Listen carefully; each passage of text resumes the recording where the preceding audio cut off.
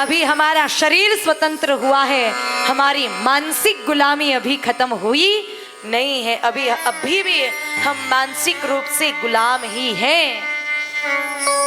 हम अपने कर्मों से, अपने विचार करने के तरीके से, बोलने के तरीके से अभी भी हम अंग्रेजों के गुलाम हैं। अभी आजादी पूरी नहीं मिली है।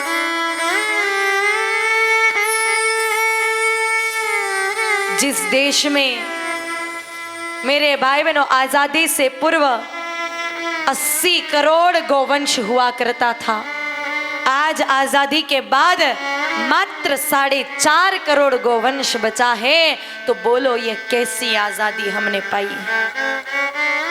जिस देश में आजादी से पूर्व 300 कत्ल खाने थे और आज आजादी के बाद जिस देश में 4000 लाइसेंसधारी, 36,000 गैर कानूनी और कुल मिलाकर के 40,000 कत्ल खाने जिस देश में धड़ल्ले से चल रहे हो और 82,000 गौ माताओं के गले में रोज छुरी चल रही हो, विचार करना कि हम अपने आप को कैसे स्वतंत्र माने। उस देश में होना क्या चाहिए था कि जब देश स्वतंत्र हुआ तो 300 कत्ल खाने जो अंग्रेजों ने लाइसेंस दिया था वो 300 बंद होने चाहिए थे। ऐसा हुआ नहीं, उल्टा 3,700 और बन गए इन मेरे भाई बहनों 75-76 साल में।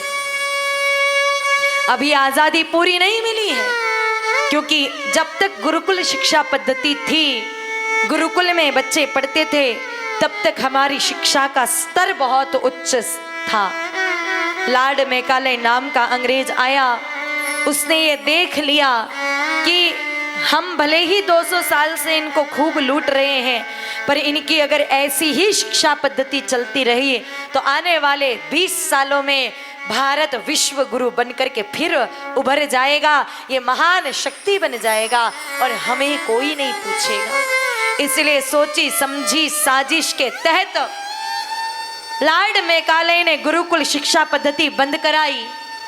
लॉर्ड मैकाले एजुकेशन मेथड चालू करवाया ताकि हम भले ही चले जाएं लेकिन इन लोगों की मानसिक गुलामी कभी खत्म ना हो। और जिस उद्देश्य से उसने ये शिक्षा पद्धति को बदला, आज भी वो उद्देश्य में सफल हो रहा है। हम पढ़ लिख करके कौन सी पढ़ाई कर रहे हैं? हम मेरे भाई बहनों पढ़ लिख करके हमें अपनी संस्कृति से प्रेम होना चाहिए, संस्कारों से प्रेम होना चाहिए। आजकल जितना पढ़ लिख जाए इंसान उतना अपनी संस्कृति से दूर हो जाता है। हमारे यहाँ शिक्षा का उद्देश्य क्या था?